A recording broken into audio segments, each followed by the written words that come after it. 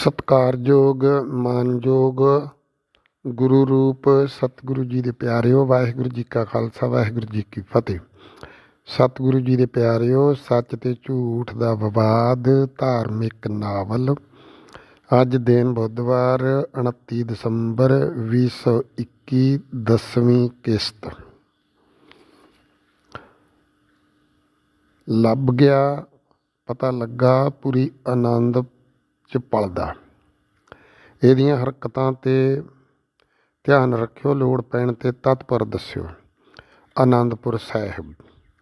ਛੇਵੇਂ ਪਾਤਸ਼ਾਹ ਸ੍ਰੀ ਗੁਰੂ ਹਰਗੋਬਿੰਦ ਸਾਹਿਬ ਸੱਚਾ ਪਾਤਸ਼ਾਹ ਜੀ ਦੇ ਸੁਪੁੱਤਰ ਨੌਵੇਂ ਗੁਰੂ ਸ੍ਰੀ ਗੁਰੂ ਤੇਗ ਬਹਾਦਰ ਜੀ ਨੇ ਉਜੜੇ ਹੋਏ ਥੇ ਹੋਏ ਪਿੰਡ ਨੂੰ ਰਾਣੀ ਚੰਪਾ ਤੋਂ ਖਰੀਦ ਕੇ ਤਰਤੀਬ ਨਾਲ ਵਸਾ ਕੇ ਆਪਣੀ ਮਾਤਾ ਨਾਨਕੀ ਜੀ ਦੇ ਨਾਮ 'ਤੇ ਨਾਮ ਰੱਖਿਆ ਚੱਕ ਨਾਨਕੀ। ਤਾਂ ਇਸ ਵਿੱਚ ਹਰ ਵਰਗ ਦੇ, ਹਰ ਕਿਸਮ ਦੇ ਕਾਰੀਗਰ, ਦੁਕਾਨਦਾਰ, ਸਿਆਣੇ, ਸ਼ਰਧਾਲੂ ਲਿਆਣ ਵਸਾਏ। ਪਹਾੜੀ ਇਲਾਕਾ, ਸਾਫ ਸੁਥਰਾ ਵਾਤਾਵਰਣ, ਅੰਮ੍ਰਿਤਮਈ ਪੌਣ ਪਾਣੀ, ਰੱਬ ਨਾਲ ਪ੍ਰੀਤੀ ਜੋੜਨ ਲਈ ਇਕਾਂਤ ਵੱਖਰੀ ਜਗ੍ਹਾ, ਅਚੰਭੀ ਦਿੱਖ ਵਾਲੀ ਤੋਂ ਬਣ ਗਿਆ ਸ਼ਹਿਰ। ਇਕਾਂਤ ਵੱਖਰੀ ਜਗ੍ਹਾ, ਅਚੰਭੀ ਦਿੱਖ ਵਾਲੀ ਤੋਂ ਬਣ ਗਿਆ ਸ਼ਹਿਰ, ਜਿੱਥੇ ਸਦਾ ਰੌਣਕਾਂ ਹੀ ਰੌਣਕਾਂ ਤੇ ਆਨੰਦ ਹੀ ਆਨੰਦ। ਗੁਰਬਾਣੀ ਵਾਕ ਆਨੰਦ ਆਨੰਦ ਸਭ ਕੋ ਕਹੇ, ਆਨੰਦ ਗੁਰੂ ਤੇ ਜਾਣਿਆ। ਇਹਨਾਂ ਕਾਰਨਾਂ ਕਰਕੇ ਇਸ ਦਾ ਨਾਮ ਪੈ ਗਿਆ ਆਨੰਦਤਾ ਦੀ ਪੁਰੀ, ਆਨੰਦਪੁਰ ਸਾਹਿਬ। ਇੱਥੋਂ ਦੇ ਕਿਲ੍ਹਾ ਕੇਸਗੜ੍ਹ ਸਾਹਿਬ ਵਿਖੇ ਈਸਵੀ 1699 ਦੀ ਵਿਸਾਖੀ ਵਾਲੇ ਦਿਨ ਹੋਈ ਚੋਣ ਪੰਜ ਪਿਆਰਿਆਂ ਦੀ, ਤਾਂ ਹੋਇਆ ਖਾਲਸਾ ਜੀ ਦਾ ਜਨਮ। ਇਸ ਦਾ ਨਾਮ ਰੱਖਿਆ ਖਾਲਸ ਪੰਥ।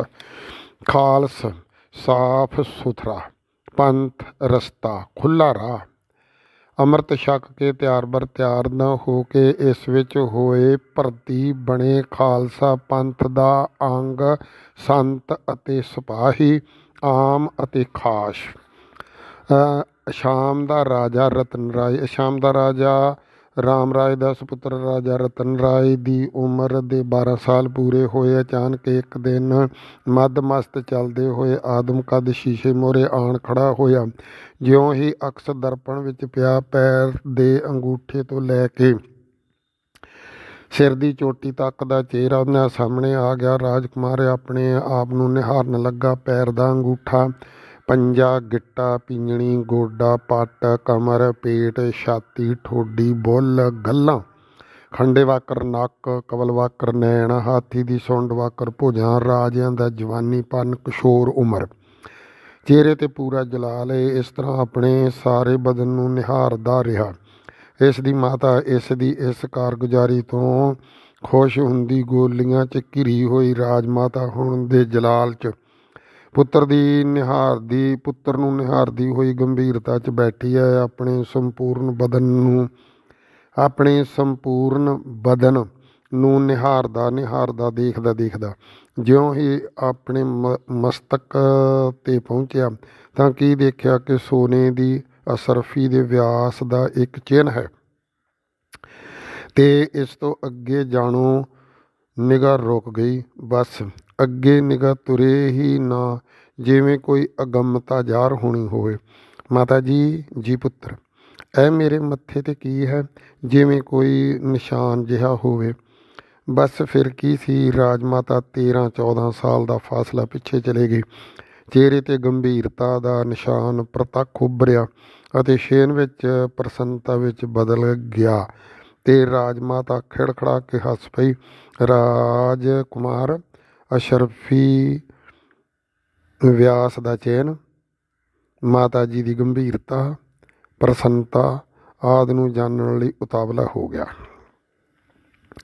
ਰਾਜਕੁਮਾਰ, ਅਸ਼ਰਫੀ ਵਿਆਸ ਦਾ ਚਿੰਨ੍ਹ, ਮਾਤਾ ਜੀ ਦੀ ਗੰਭੀਰਤਾ, ਪ੍ਰਸੰਨਤਾ ਆਦਿ ਨੂੰ ਜਾਣਨ ਲਈ ਉਤਾਵਲਾ ਹੋ ਗਿਆ। ਮਾਤਾ ਜੀ ਦੱਸੋ ਨਾ, ਇਹ ਕੀ ਹੈ? ਮਾਤਾ ਜੀ, ਆ ਮੇਰੇ ਲਾਡਲੇ ਪੁੱਤਰ, ਆ ਮੇਰੇ ਕੋਲ। ਮੈਂ ਕਿਉਂ ਨਾ ਦੱਸੂਗੀ ਆਪਣੇ ਲਾਡਲੇ ਪੁੱਤਰ ਨੂੰ। ਆ ਮੇਰਾ ਬੀਬਾ ਪੁੱਤਰ, ਮੇਰੇ ਕੋਲ ਆ ਕੇ ਬੈਠ ਤੇ ਸੁਣ ਮੇਰੇ ਲਾਡਲੇ ਪੁੱਤਰ।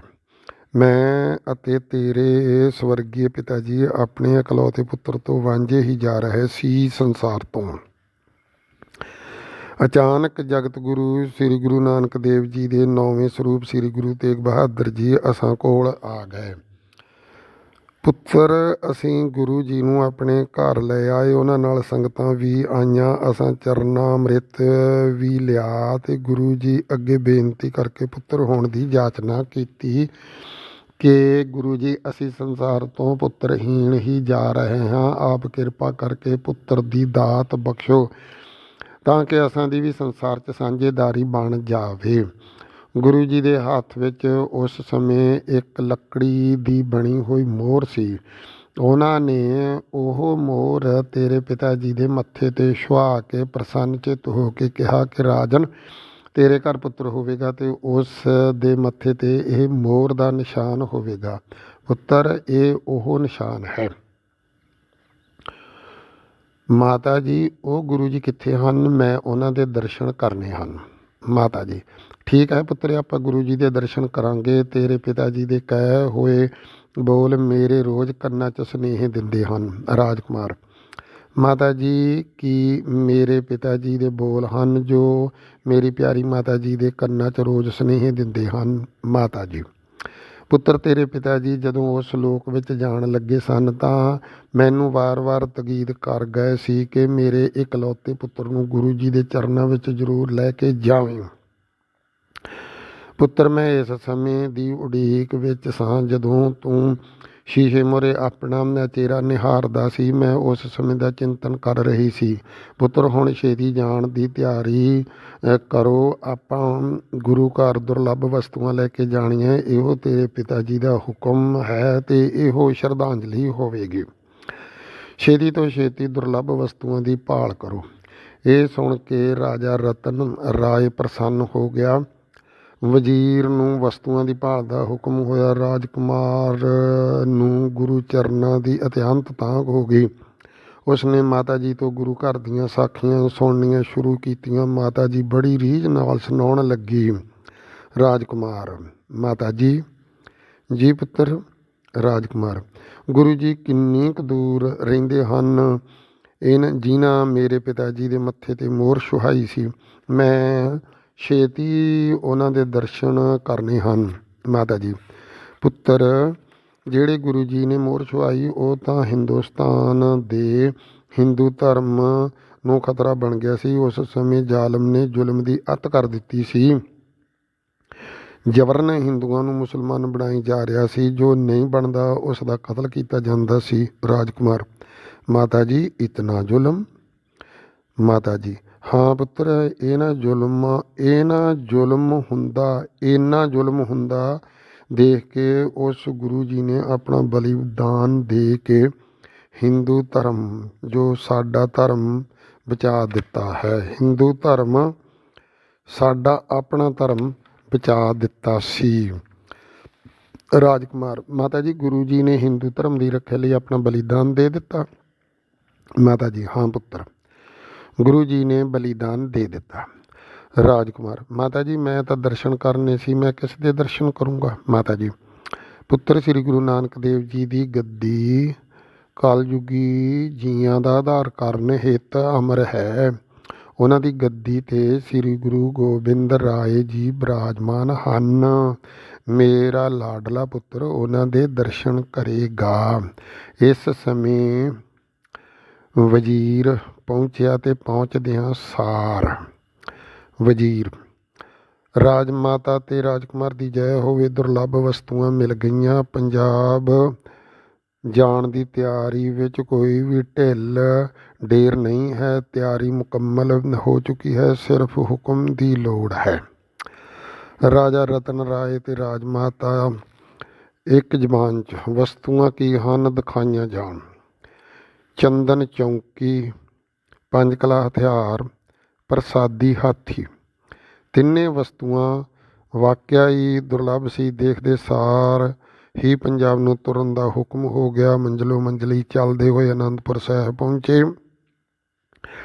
ਉਸ ਸਮੇਂ ਦੀਵਾਲੀ ਦੇ ਤਿਉਹਾਰ ਦੀਆਂ ਤਿਆਰੀਆਂ ਹੋ ਰਹੀਆਂ ਸੀ। ਮਾਂ ਪੁੱਤਰ ਨਾਲ ਸਾਰੇ ਕਾਫਲੇ ਨੇ ਗੁਰੂ ਜੀ ਦੇ ਚਰਨਾਂ 'ਤੇ ਮੱਥਾ ਟੇਕਿਆ। ਦਰਸ਼ਨ ਕਰਕੇ ਗਦਗਦ ਹੋ ਗਏ। 3 ਦੁਰਲੱਭ ਵਸਤੂਆਂ। ਗੁਰੂ ਜੀ ਦੀ ਹਜ਼ੂਰੀ ਵਿੱਚ ਭਰੇ ਦੀਵਾਨ ਵਿੱਚ ਮਾਂ ਪੁੱਤਰ ਨੇ 3 ਵਸਤੂਆਂ ਭੇਟ ਕੀਤੀਆਂ। ਪਹਿਲੀ, 5 ਕਲਾ ਹਥਿਆਰ। ਇਸ ਵਿੱਚ ਹੈਰਾਨ ਕਰਨ ਵਾਲਾ ਇਹ ਗੁਣ ਹੈ ਕਿ ਗਾਤਰੇ ਪਾਈ ਇੱਕ ਕਿਰਪਾਨ ਲੱਗਦੀ ਸੀ।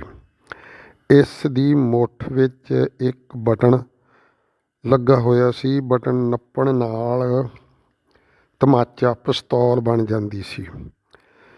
ਬਟਨ ਨੱਪਣ ਨਾਲ ਕਿਰਪਾਨ ਬਣ ਜਾਂਦੀ ਸੀ। ਬਟਨ ਨੱਪਣ ਨਾਲ ਕਟਾਰ ਬਣ ਜਾਂਦੀ ਸੀ। ਫਿਰ ਬਟਨ ਨੱਪਣ ਨਾਲ ਬੰਦੂਕ ਬਣ ਜਾਂਦੀ ਸੀ ਅਤੇ ਫਿਰ ਬਟਨ ਨੱਪਣ ਨਾਲ ਬਰਛੀ ਬਣ ਜਾਂਦੀ ਸੀ। ਇਹ 5 ਰੂਪ ਧਾਰਨ ਕਰਨ ਵਾਲਾ 5 ਕਲਾ ਹਥਿਆਰ ਹੈ ਸੀ।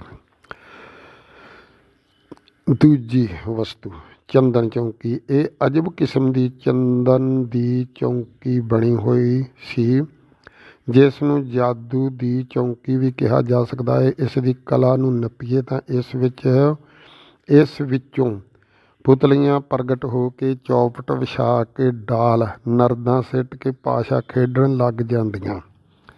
ਇਹੋ ਹੈਰਾਨੀਜਨਕ ਕਲਾ ਹੈ। ਜਿਸ ਨੇ ਇਹ ਚੌਂਕੀ ਤਿਆਰ ਕੀਤੀ ਉਸ ਨੂੰ ਅਤਿਅੰਤ ਇਨਾਮ ਦਿੱਤਾ ਗਿਆ।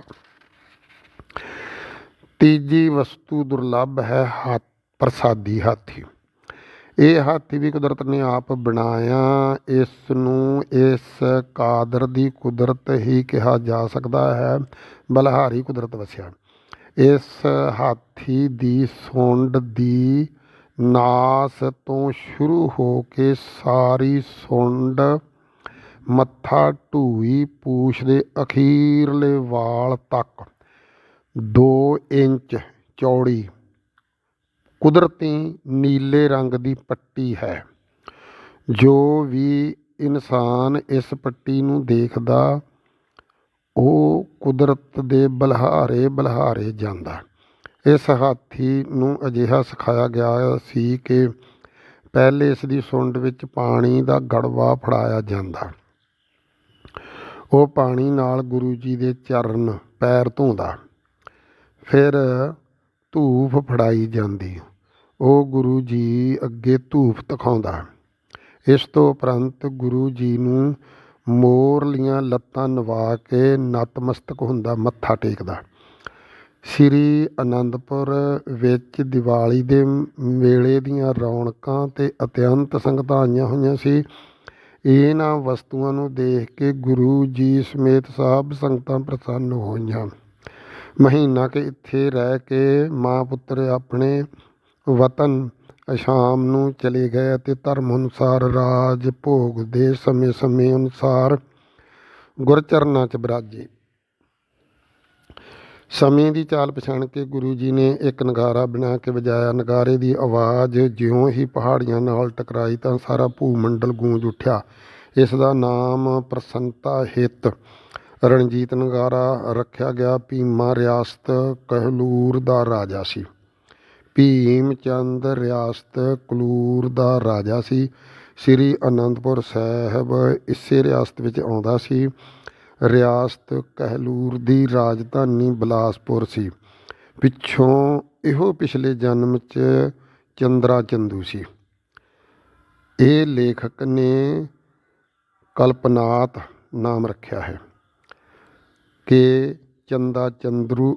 ਚੰਦਰਾ ਚੰਦੂ ਹੀ ਭੀਮਾ ਅਵਤਾਰ ਬਣਿਆ। ਇਹ ਕਲਪਨਾਤ ਨਾਮ ਹੈ। ਜਿਸ ਨੇ ਪੰਚਮ ਗੁਰੂ ਜੀ ਨੂੰ ਸ਼ਹੀਦ ਕੀਤਾ, 6ਵੇਂ ਗੁਰੂ ਜੀ ਨੂੰ ਚਾਲੀਸੇ ਦੇ ਬਹਾਨੇ ਕਿਲ੍ਹਾ ਗਵਾਲੀਅਰ ਵਿੱਚ ਕੈਦ ਕਰਵਾਇਆ। ਇਹੋ ਚੰਦੂ ਹੁਣ ਭੀਮਾ ਅਵਤਾਰ ਹੋ ਕੇ ਬਿਲਾਸਪੁਰ ਰਾਜਾ ਦੀਪ ਚੰਦ ਦੇ ਘਰ ਜਨਮਿਆ ਸੀ। ਇਸ ਨੇ ਜਿਉਂ ਹੀ ਨਗਾਰੇ ਦੀ ਆਵਾਜ਼ ਸੁਣੀ ਇਸ ਦਾ ਹਿਰਦਾ ਕੰਬਿਆ। ਖਬਰੇ ਕੋਈ ਦੁਸ਼ਮਣ ਦੱਸੇ ਬਿਨਾਂ ਮੇਰੇ 'ਤੇ ਚੜ੍ਹਾਈ ਕਰਕੇ ਆ ਗਿਆ ਹੈ। ਕਿਸੇ ਭੇਤੀ ਸ਼ਰਧਾਲੂ ਨੇ ਦੱਸਿਆ, ਨਹੀਂ ਜੀ ਨਹੀਂ ਰਾਜਨ, ਇਹ ਨਗਾਰਾ ਅਨੰਦਪੁਰ ਵਾਲੇ ਗੁਰੂ ਜੀ ਦਾ ਹੈ। ਉਹ ਬਹੁਤ ਚੰਗੇ ਹਨ। ਸੁਣ ਕੇ ਭੀਮੇ ਦੀ ਕੰਬਣੀ ਰੁਕੀ ਤਾਂ ਉਸਨੇ ਗੁਰੂ ਜੀ ਨੂੰ ਮਿਲਣ ਦੀ ਇੱਛਾ ਜ਼ਾਹਰ ਕੀਤੀ। ਬੜੇ ਪਿਆਰ ਸਤਿਕਾਰ ਨਾਲ ਭੀਮੇ ਦਾ ਤੇ ਗੁਰੂ ਜੀ ਦਾ ਮਿਲਾਪ ਹੋਇਆ। ਇਸੇ ਸਮੇਂ ਰਾਸ਼ਟਰੀਏ ਪ੍ਰਧਾਨ ਕੂੜਾ ਮੱਲ ਨੇ ਸਰਬ ਪਾਰਟੀ ਮੀਟਿੰਗ ਬੁਲਾ ਕੇ ਸਰਬਸੰਮਤੀ ਨਾਲ ਕਲਯੁਗੀ ਚਤਰੰਗਣੀ ਸੈਨਾ ਭੀਮੇ ਕੋਲ ਭੇਜ ਦਿੱਤੀ। ਜਿਸ ਸੈਨਾ ਨੇ ਆਪਣੇ ਅਮਲੇ ਸਮੇਤ ਭੀਮੇ ਦੇ ਹਿਰਦੇ ਵਿੱਚ ਪ੍ਰਵੇਸ਼ ਕੀਤਾ, ਉਸ ਸਮੇਂ ਭੀਮਾ ਰਾਜੇ ਰਤਨ ਰਾਏ ਵੱਲੋਂ ਭੇਟ ਕੀਤੀਆਂ ਵਸਤੂਆਂ ਦੇ ਅਚੰਭੇ ਕੌਤਕ ਦੇਖ ਰਿਹਾ ਸੀ। ਜਿਉਂ ਹੀ ਚਤਰੰਗਣੀ ਸੈਨਾ ਪ੍ਰਵੇਸ਼ ਹੋਈ, ਭੀਮੇ ਨੇ ਇਹ ਤਿੰਨੇ ਵਸਤੂਆਂ ਹੜੱਪਣ ਦੀ ਠਾਣ ਲਈ। ਭੀਮਾ ਗੁਰੂ ਜੀ ਨੂੰ ਮਿਲ ਕੇ ਤੇ ਵਸਤੂਆਂ ਦੇਖ ਕੇ ਘਰ ਨੂੰ ਤਾਂ ਮੁੜ ਗਿਆ, ਪਰ ਆਪਣਾ ਮਨ ਇਹਨਾਂ ਵਸਤੂਆਂ ਵਿੱਚ ਛੱਡ ਗਿਆ ਤੇ ਖੋਹਣ ਦਾ ਬਹਾਨਾ ਲੱਭਣ ਲੱਗਾ। ਪਹਾੜੀ ਇਲਾਕੇ ਦੀਆਂ ਕੁੱਲ 22 ਰਿਆਸਤਾਂ ਸੀ। ਇਹ ਸਾਰੀਆਂ ਰਿਆਸਤਾਂ ਕਹਿਲੂਰ ਦੇ ਅਧੀਨ ਸੀ। ਰਿਆਸਤ ਕਹਿਲੂਰ ਦਾ ਰਾਜਾ ਦੀਪ ਚੰਦ ਰਿਆਸਤਾਂ ਦਾ ਮੁਖੀ ਸੀ। ਇਸ ਦੀਪ ਚੰਦ ਨੂੰ 6ਵੇਂ ਗੁਰੂ ਜੀ ਨੇ 52 ਰਾਜਿਆਂ ਸਮੇਤ ਕਿਲ੍ਹਾ ਗਵਾਲੀਅਰ ਵਿੱਚੋਂ ਰਿਹਾ ਕਰਵਾਇਆ ਸੀ। ਰਾਜਾ ਦੀਪ ਚੰਦ ਜਿੰਨਾ ਚਿਰ ਜਿੰਦਾ ਰਿਹਾ, ਗੁਰੂ ਜੀ ਦਾ ਸ਼ਰਧਾਲੂ ਬਣਿਆ ਰਿਹਾ ਸੀ। ਹੁਣ ਇਸ ਦਾ ਪੁੱਤਰ ਭੀਮ ਚੰਦ ਗੁਰੂ ਜੀ ਤੋਂ ਤਿੰਨੇ ਵਸਤੂਆਂ ਖੋਹਣ ਦੀ ਵਿਉਂਤ ਬਣਾਉਂਦਾ ਹੋਇਆ ਰਾਤ ਦਿਨੇ ਇਸੇ ਸੋਚ ਵਿੱਚ ਰਹਿੰਦਾ ਹੈ। ਸਲਾਹ ਨਾਲ, ਠੱਗੀ ਨਾਲ, ਧੱਕੇ ਨਾਲ ਕਿਸੇ ਤਰ੍ਹਾਂ ਕਾਮਯਾਬੀ ਨਹੀਂ ਮਿਲੀ, ਕਿਉਂਕਿ ਗੁਰੂ ਜੀ ਅੰਤਰਜਾਮੀ ਇਸ ਦੀਆਂ ਸਾਰੀਆਂ ਚਾਲਾਂ ਨੂੰ ਜਾਣਦੇ ਸਨ। ਬਸ ਹੁਣ ਇਸ ਦੇ ਹੱਥ ਵਿੱਚ ਤਲਵਾਰ ਹੈ। ਜੰਗ ਦਾ ਐਲਾਨ ਵੀ ਕਰ ਦਿੱਤਾ ਹੈ, ਪਰ ਤਲਵਾਰ ਚੱਲ ਨਹੀਂ ਸਕੀ। ਕਿਉਂ? ਇਸ ਕਰਕੇ ਨਹੀਂ ਚੱਲ ਸਕੀ ਕਿ ਇਸ ਦੇ ਪੁੱਤਰ ਦੀ ਕੁੜਮਾਈ ਹੈ। ਸਾਰੇ ਰਾਜੇ ਇਸ ਦੇ ਅਧੀਨ ਹੈ। ਰਾਜਿਆਂ ਨੇ ਇਸ ਦੀ ਪਤਨੀ ਸਮੇਤ ਇਹੋ ਕਹਿ ਦਿੱਤਾ ਕਿ ਪੁੱਤਰ ਅਜਮੇਰ ਚੰਦ ਦੇ ਸੁੱਧ ਵਿੱਚ ਕੋਈ ਵਿਘਨ ਨਾ ਪੈ ਜਾਵੇ। ਭੀਮੇ ਨੂੰ ਸਾਰਿਆਂ ਦੀ ਇਹ ਮੰਨਣੀ ਪਈ ਤੇ ਇਹ ਟਾਈਮ ਟਲ ਗਿਆ। ਪਰ ਇਹ